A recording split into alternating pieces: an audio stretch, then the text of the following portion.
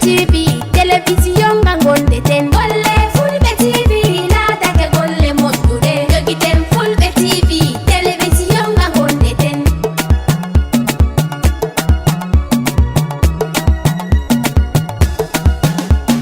sayomen Fulbe TV wari kam ɓamtawolde men Fulbe TV wari to men Fulbe TV tikkama ngam hanga hawta hoore men Fulbe TV wari to men Fulbe TV ɗon dari ko nde welna ɓerɗe men Fulbe TV wari to men golle Fulbe TV teddinoyi finatawa men golle Fulbe TV laatake golle moƴƴude jogiten Fulbe TV télévision ngangonde ten Fulbe TV ɗon holla townen Pulaagu to ɗum hawde nde hawɗuɗen ɗo hande en towni Pulaagu en towni finatawa meɗen e to on ndaari goɗɗo townuɗo Pulaagu koosuɗo Pulaagu resi yeeso mum fuu a tawa ɗum goɗɗo fulo Allah ngam Pulaagu e nandi ɓe islama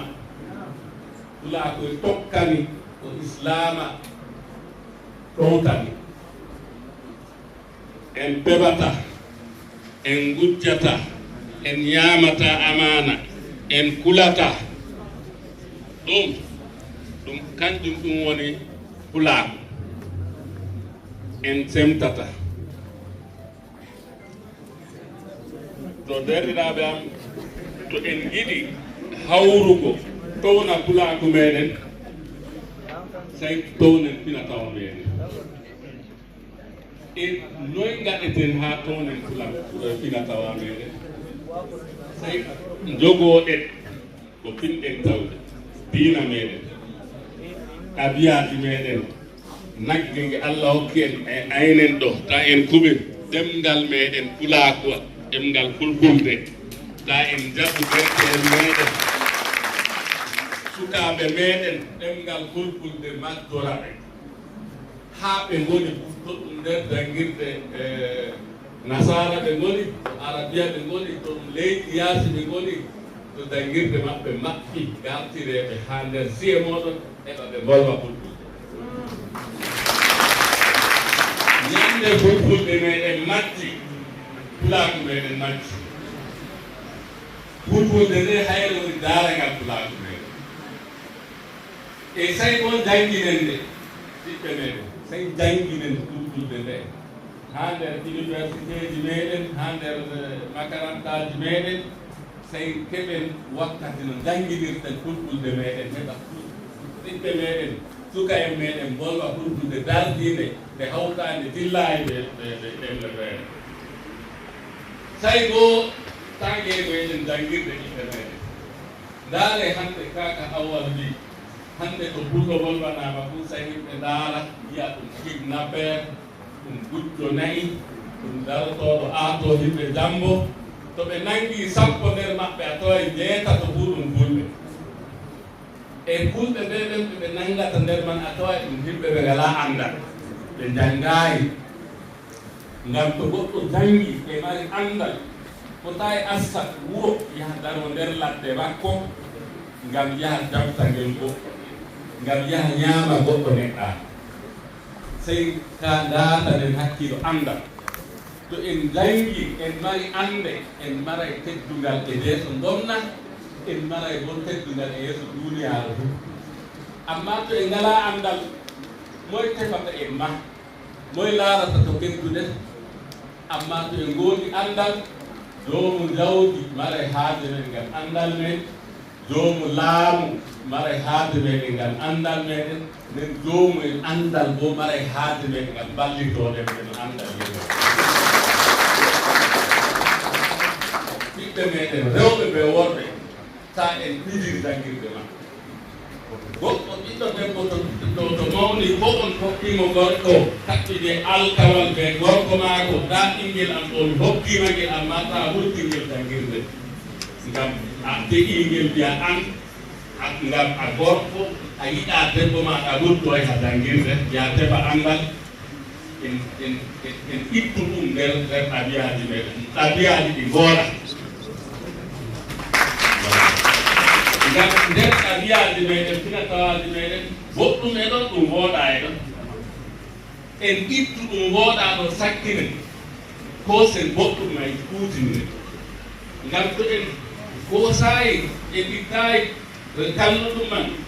ko wooɗaman ɗo en jahay tay tawen ɗum wooɗa ɗo no daaloto goɗɗum law ngam to on poosi tiŋeere gonninde woore on garti nder ko huure tiŋeede goɗɗe woore ɗo gonna e ɗuɗɗuɗe hanka woni min kam wasante mi yiɗi wasaade on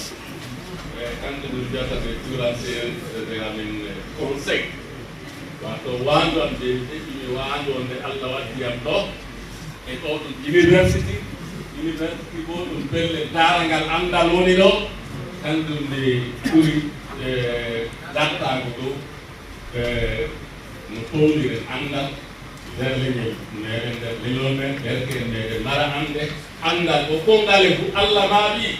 ko saka ndeedu leddi wamtuto no a defa e anndal yo o wallete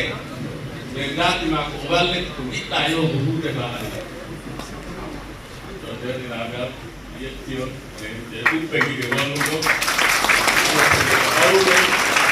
towniren fina tawamen e towniren Pulaagu men yetti أعوذ بالله من الشيطان الرجيم بسم الله الرحمن الرحيم الحمد لله رب العالمين الحمد لله رب العالمين الحمد لله رب العالمين en jetti Allah e nelaɗo muɗum en jetti jifnaɓe meɗen en jetti sernaɓe meɗen en jetti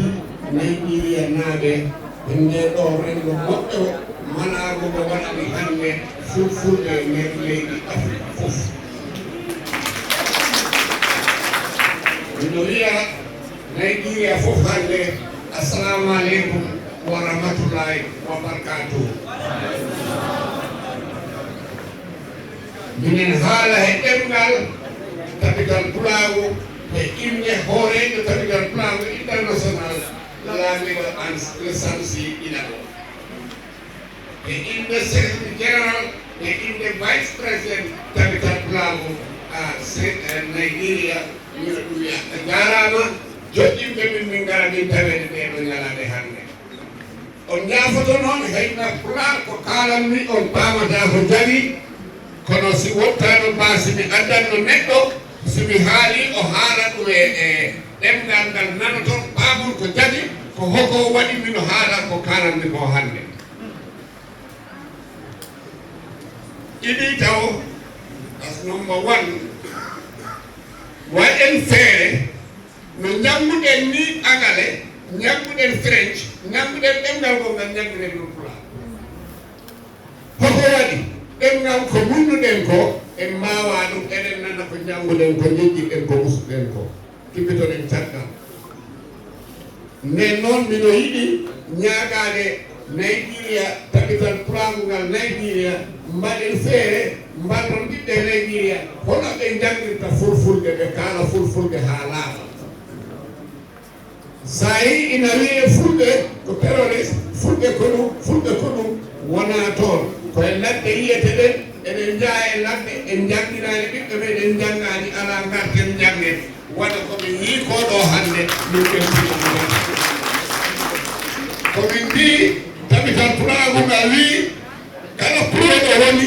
itten frontiére hakkude meɗen pullo o fof ko gootum o haalata ko Pulaar ko ɓiɗɗo pullo fof ko gootum janggen ɗemgal Pulaar kaalen Pulaar ɓanten Pulaagu meɗen mais on jarama mi artorɗe mi tawtoreɗo hannde mi arino ɗo yomi fonnode hippitade e Gambia awan mbi ngoɗo rendona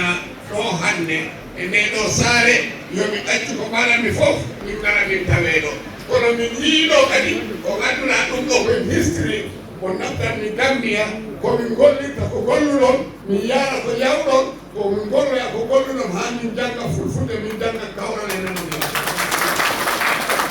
nden min calmini on min jetti on min jaari on min mbi on assalamu aleykum wa rahmatullah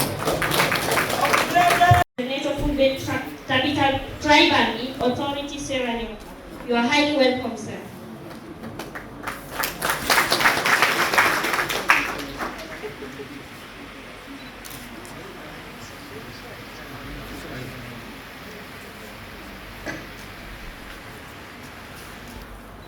members of the ruling families, professors of this great university, students of this great university, ladies and gentlemen, Assalamu alaikum wa rahmatullah. As our beautiful sister just introduced me, my name is Abdulrahman Razak Ba from Sierra Leone, representing the Fula Council of Tribal Heads, Sierra Leone, and the Fula Progressive Union, FPU Sierra Leone, Tabital Pulaagu International, under Sanusi, Lamido Sanusi II, our President, Tabital Pulaagu International, and the fourth Vice President, Tabital Pulaagu International.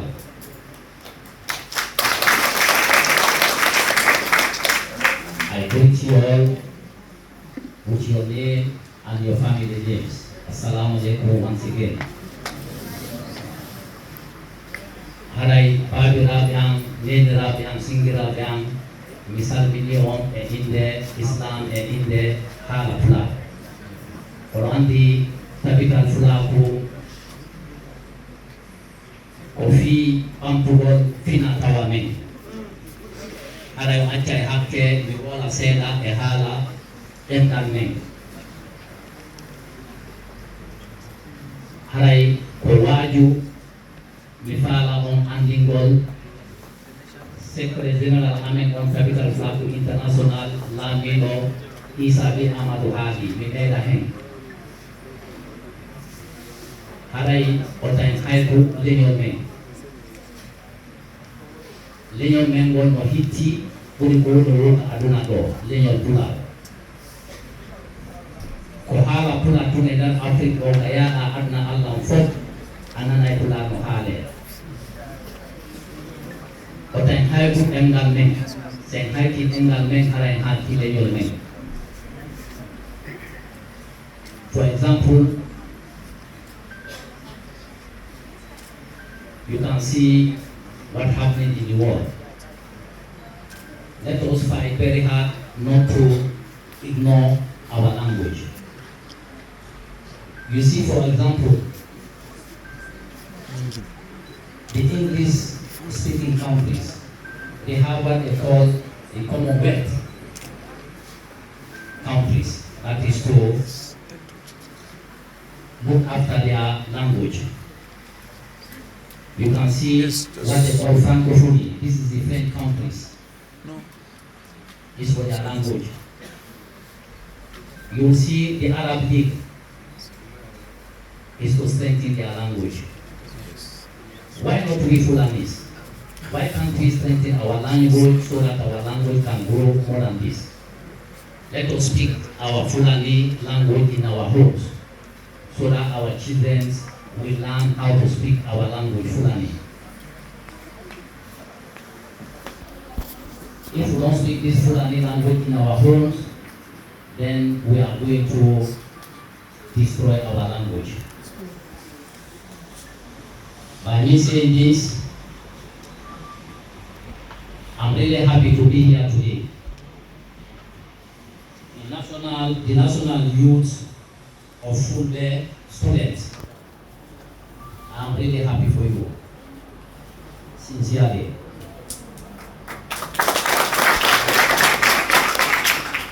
We have an organization in Sierra Leone called Gandal Fudi, very similar with yours. They are all over the universities in Sierra Leone. They call them Gandal Fudi. They will organize a cultural event every year. And the Fula Progressive Union and the Fula administration every year will give scholarship to these students to educate our children. Just like as the previous speaker said, without education, our children will go outside the streets and create problems. Education is the key to success. by listening this, with what I saw last week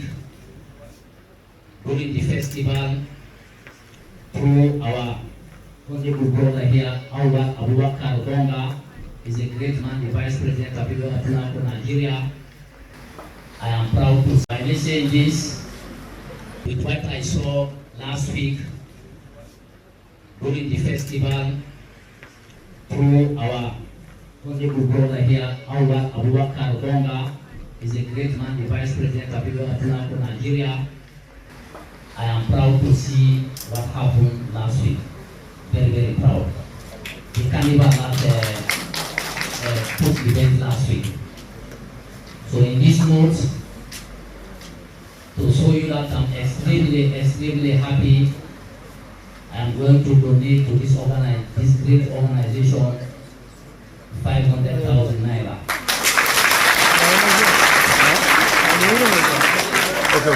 This is on behalf of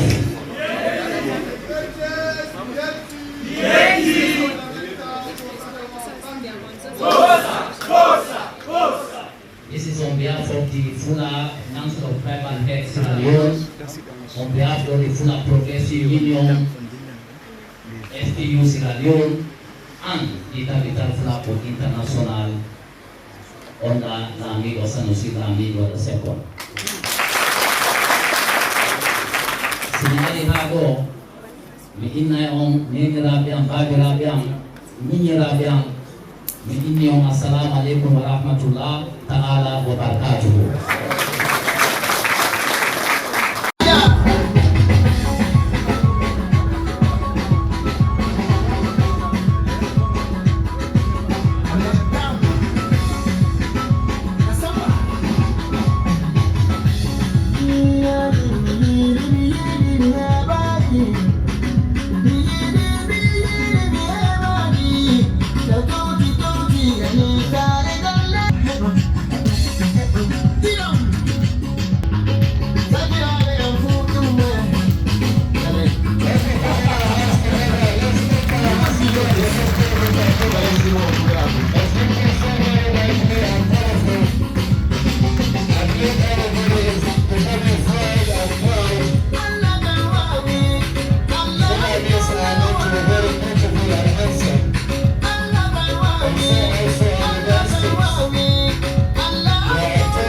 musidɓe on jarama ko jokkoɗo men Fulbe TV garay meɗen yetta Samba Guelajo Mbalo mo anduɗa kanko andade men ɗin image iwruɗe yewtere wonnode Nigeria woni yewtere Tabital Pulaagu rengo mawgo wannogo ton harawi jarama ko min musidɗo on kadi Joto Diallo waɗe like waɗon subscribe Fulbe TV.